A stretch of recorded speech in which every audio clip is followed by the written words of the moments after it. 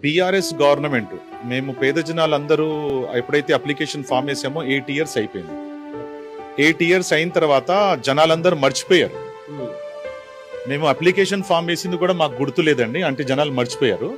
Unfortunately మాకు election before ఒక 3-4 months ముందు మాకు కాల్ వచ్చింది, మండల ఆఫీస్ నుంచి, ఎంఆర్ఓ ఆఫీస్ నుంచి కాల్ వచ్చింది, మీకు 2 BHK కేసీఆర్ 2 BHK వచ్చిందంటే ఐ వాజ్ షాక్ అండి. నేనైతే అక్కడే రోడ్డు మీదే నిలబడిపోయాను చాలాసేపు వరకు. ఎందుకంటే ఒక మాట చెప్పాలంటే పేదవాడు కలగనే కలని బీఆర్ఎస్ గవర్నమెంట్ తీర్చిందని నేను నాకు తెలియజేస్తున్నానండి.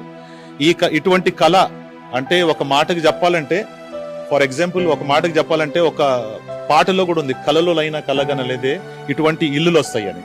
దాన్ని మార్చి నేను ఇలా చెప్తున్నానండి.